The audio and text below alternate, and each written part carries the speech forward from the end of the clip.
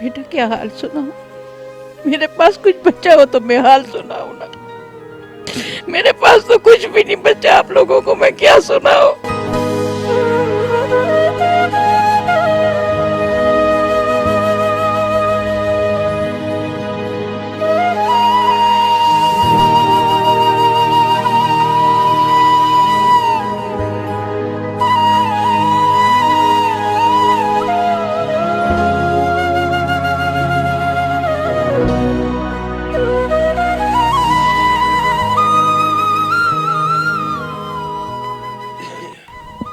बिस्मिल्लाहिर्रहमानिर्रहीम। قدرمنو پېښور بیا یو علاقه ده، ډېرې باغبانان، او زه نن بیا د یو پښتون پلار په خپو کې ولاړ یم، د هغه بېوسه پلار په خپو کې ولاړ یم چا چې خپل ارسو بایلل. ځکه زموږ په دې معاشره کې چې کله لور پیدا شي نو موږ دومره نه خوشحالېږو، خو چې کله نارینه اولاد پیدا شي نو موږ پې ډز هم کوو، موږ پې خوشحالیان هم کوو. اکثر دا ډېر خلک پې تماشې مماشې هم کوي. نو سوچ کوئ چې بیا یو پلار یو دوه درې زامن په یو لحظه کې وبیلي، د دغې پلار خو دا زړه د کتو دی، د ده په دې زړه به څه تېرېږي. نو ما سره نن داسې یو بېوسه پلار ناست دی د پښتنو په دې معاشره کې چې هغه خپل 3 زامن بایللي دي، او دغه 2 نوسي چې کوم دي دا یتیمان دا ورته په غېږ کې ناست دي. دې بابا سره مې لږې خبرې کوم، توان مې نه جوړېږي، ټکي را سره نشته، خو کوشش به کوم. السلام علیکم. څنګه علي جي خیر دی؟ شکر دی، بس وخت راته لږ ووایې که نه بابا جي؟ بس څه یاره والله موږ سره خو هغه حوصله یا نشته چې موږ دا بیان کړو، خو بس دا خبره ده چې زموږ لاسونه یې کټ کړل، زموږ ملا یې مات کړل.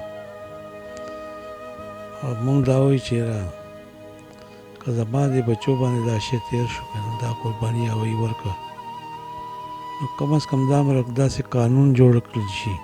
موږ کتو چې یاره دا وزیر اعلی صاحب دی، دا دې خواخوا ځي، دا د های کورټ چیف جسټس دا سوموټو والی، لیکن موږ سره هېڅ چا موږ ته څوک دلته رانه وو. شاید چې دا بچي زما د پاکستان نه وو، شاید دوی دا ګڼل دا د دوی په بچو داسې راشي یا د دوی باندې هغه نو بیا به دوی ته پته لګي، سبا خو بیا دوی موږ ته راځي چې داسې موږ، لیکن نن موږ ته پته ده چې دلته غریب سره یا چا داسې کس سره څوک هم نه دی ولاړ. نو بس دا موږ وایو چې موږ انصاف غواړو. بابا جانه دا وجه څه وه؟ دا خو کشمیر هم نه دی، فلسطین هم نه دی چې دومره غټ ظلم ته دغه خلک تیار شو چې ستا کور یې د سترګې په لیزه کې، د سترګې په پړک کې هر څه دنې یوړل. اصل کې دې ملک کې څه قانون نشته دی، دې کې د ځنګل قانون دی، چا چې څوک و هغه کړی دی. لږ طاقتور سړی چې وي نو هغې ملزمان چې کوم دی ملیشیان هم سړی راونیسي، لیکن زمونږ چې کوم دشمنان دي زمونږ ملک کې هغه څوک نه نیسي. نو بس دا هغه دی چې موږ د دې څه وایو چې اخر وجه څه وه بابا جي؟ ولې؟ دا وجې معمولی موټر سایکل سړک کې ولاړو کوڅه کې، زمونږ د بچي دا ویل چې یاره لږ دا سایډ ته کوي چې زه تېر شم، یو ځل 2 ځل هغې ورته وایي چې دا ولې دا کوڅه ستا د پلار ده؟ نه، بس په دې خبرې خپلو کې واوړې دی. نو دې نه بعد بیا هغې وویله تر کومې چې دوی د خپلوانو زه خبر کړی وم. نو وایي دې کې بیا چې هغه ماشوم چې وال ټکول یې وکړو ورسره، نو هغې خپل وروڼو ته ټلیفون وکړو چې دغه شان، او بس بیا هغې نه بعد نن پورې ما نه دي لیدلي درې واړه. څو ورځې وشوې؟ دا چې تقریبا نن تقریبا لس داسې شوي دي، 10 ورځې شوي تقریبا.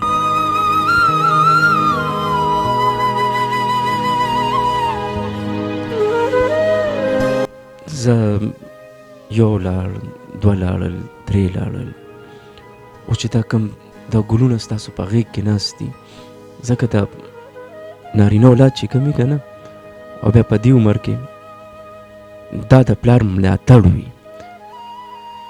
هسې زمونږ په دې ملک کې، په دې پښتونخوا کې، زه هم د دې نه خو به ځنګل هم ښیي که نه، څه ناڅه قانون خو به وي که نه. یاره چې دا خو داسې دی چې دې پښتونخوا کې خلک د پښتو ډېر چېرې هم زه ډېر لوی پښتون یم، یا زمونږ دا مړه شو هغه لاړل، هغه پښتانه ازمکو لاندې هغه ختم شو سر سے. اوس خو زما خیال دی چې پښتون نه زیات کمزورې بل قوم نشته، یا د پښتون نه جاهل بل قوم نشته چې هغه ستا چرګه زما پټي ته ولې لاړه، یا د هغې چیلې د هغې فصل یې خوړ. په دې خبرو سړي مړ کوي. دا پښتانه دی، دا پښتو دی. زه خو دا نه ګڼم چې دا پښتو دې نه خوا چې کم خلک دی ویل چې دا پنجابیان یا دا پلانکي یا پلان، دې نه خو بیا خلک ډېر سره زر دي. دا پښتو څنګه دی؟ د یو کور وران کوي، یو مور پلار چې کم دی بچو نه هغه کوي، نو زه خو دا وایم چې دا پښتو نه وایي. وای وای، حقیقت دی قدرمنو، زما د بابا جان ټیک وایي. د دې پښتون کو تاسو وګورئ، د دې ډېره ښه معنی ده.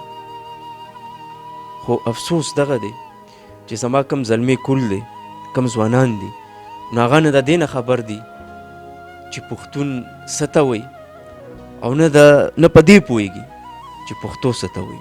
د دې د دغې مشر بچنګي دا 2 ګلونه ترې پاتې شوي دي. بچی ستا څه نوم دی؟ سعد. स्कूल दर्जी साथ तो दर्जी उर्दू में बात करोगे बेटा? आप स्कूल जाते हो? अच्छा, आपको बाबा याद आते हैं? दादी कहाँ पे आपकी? घर में. قدرمنو د ماشومان د دې دغه مشر زوی بچي دي. ما دې ته وویل مالیره د مور او پلار به یو ځای ما سره خبرې وکړي، خو دوی دومره توان نه لره، او زه په دې خبره پوهېږم چې ده سره هغه ټکي نشته. دا ماشوم په هغه خبرو نه پوهېږي. د دې نیالم ورولم، 1-2 خبرې ورسره کوم، او د دې په دې کور کې ویر دی، جړا ده، غم دی، نو بیا د دې کور وځم.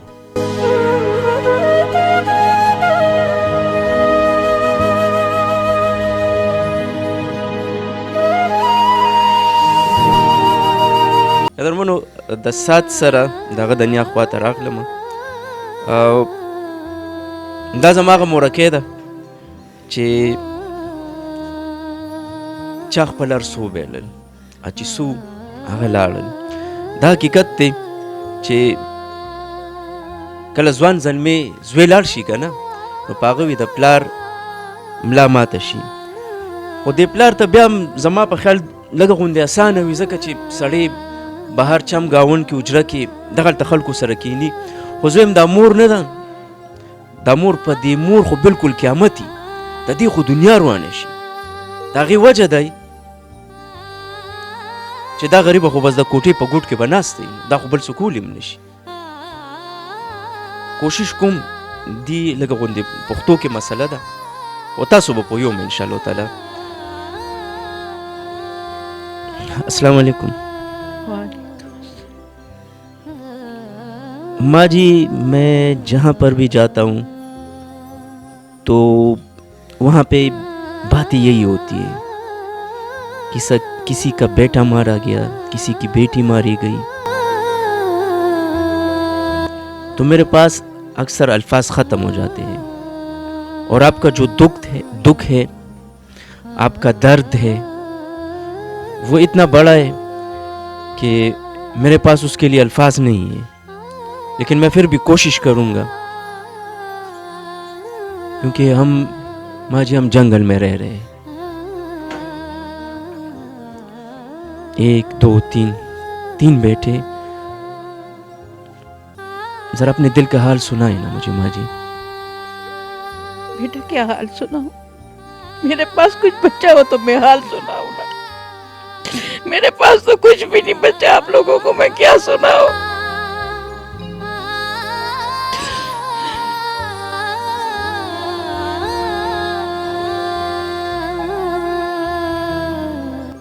جس معاشرے میں ہم رہ رہے ہیں ماں جی بہت ظالم نہیں ہے، اس طرح سر عام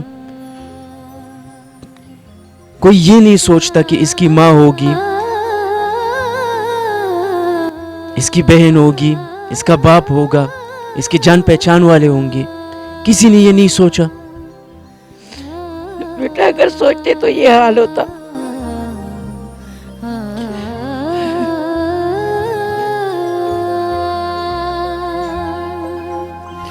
میرے پاس تو کچھ نہیں ہے کہ میں کوئی بات بھی کروں،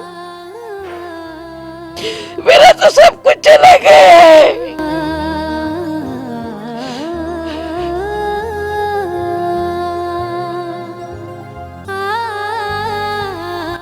ماں جی انصاف کے رکھوالے، انصاف دینے والے، یہ اگر آپ کو سن رہے ہو تو کیا کہیں گی؟ پہلے مجھے یہ بتاؤ کہ آپ کو انصاف دینے والے یا رکھوانے والے نظر آ رہے ہیں کہاں پہ؟ اگر ہوتے تو آج اتنے دن ہو گئے کوئی تو ان کا مرتا نہ۔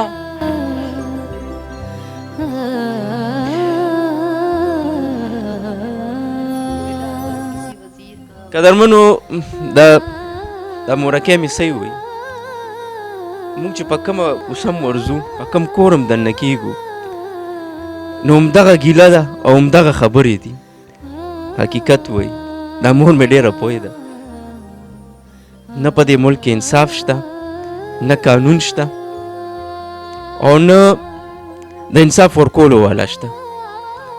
که دغه نو زما د مورکه به داسې په سرو سترګو نه ژړل. د دې ترور ما سره ناسته ده، د ترور سره مې 2 خبرې کوم، بیا له دې کور وځم.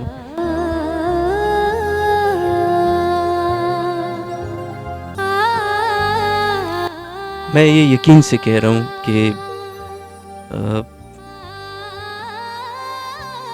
آپ کے پاس بھی وہ الفاظ نہیں ہوں گے، لیکن کیا کہیں گی؟ بیٹا یہ ماں کتنے دنوں سے بیٹھی ہے، لیکن ایک بات میں کہوں، ہمارے اس میں یہ کہتے ہیں نا کہ ہمارے معاشرے میں ہم مسلمان ہیں، انصاف کسی کے پاس نہیں ہے بیٹا۔ روز آتے ہیں میڈیا والے بھی آ کے چلے جاتے ہیں بیچارے سارے۔ اگر ان میں سے وزیر اعلیٰ کا، وزیر اعظم کا اپنا بیٹا ہوتا، اپنے بچے ہوتے تو کچھ نہ کچھ ہوتا، لیکن ان بیچاروں کے لیے کچھ بھی نہیں ہے۔ میری بھانجوں کے لیے کچھ بھی نہیں۔ میری بہن بیچاری نہ رات کو سوتی ہے نہ دن کو۔ یہ 2 بچے دیکھ رہے ہیں نا، ان کی ماں کو دیکھو آپ۔ بس یہی ہے، پولیس آ رہی ہے جا رہی ہے، لیکن کچھ بھی نہیں بن رہا بیٹا۔ یہ ہے بس یہی ہے کہ ان کا مقصد کے معاملہ رفع دفع ہو جائے، سمجھ آئیے نا۔ وقت گزرتا جاتا ہے، بس ان کا یہ مطلب ہے کہ ٹھنڈا ہو جائے، لیکن یہ اس ماں کے دل کی آگ تو ٹھنڈی نہیں ہوتی بیٹا۔ سارا ختم، آدمی ختم ہو گئے ہیں، گھر میں کوئی نہیں ہے، بس 2 بچے ہیں اور ایک دادا ہے۔ اب ان کے جوان ہونے کا انتظار کریں گے۔ یہ ان کے جوان ہونے کا انتظار کریں گے۔ میاں بیچارہ فالج کا مریض ہے اس کا، اب بتائیں کیا کریں؟ لیکن ہماری حکومت کچھ نہیں کرتی، کچھ بھی نہیں کر رہے۔ آج آپ نے دیکھے کتنے دن ہو گئے ہیں بیٹا؟ آج 10-11 دن ہو گئے ہیں۔ قدرمنو همدغه ځای کې دا خبره بیا روانه شي که نه، زما د مورکۍ وی تاسو چېرته انصاف لیدلی دی؟ او وی د دغې خلکو خپلې ولې نه ځي؟ دا چې کوم وزیران مشیران دا په دې سملو کې دا ناس خلک د دغې خپلو ولې نه مري؟ نو د هغې به څنګه مرې شي؟ زما د مورکۍ دا حال دی، زما د مورکۍ دا حال دی، د هغې د نمسو دا حال دی. نو دا قانون به داسې نه چلی، دا ملک به نور داسې نه چلی. زه یو ځل بیا دا وایم که په حقیقت کې دا مدینه ریاستی دا ریاست د مدینې وي نو زما دې مورکۍ ته دې خورکۍ ته او دې سات ته دته به انصاف میلو شي او که چرې دا قانون دا نظام دا مو مغه زوړ نظام وي نو بیا به ټول عمر له سات دا نیام جاړي سات به هم جاړي دا ترور به هم جاړي او چې کومې دا چار چاپېره دي دا رشتهداران ولاړ دي نو دا به هم جاړي بس دوی انصاف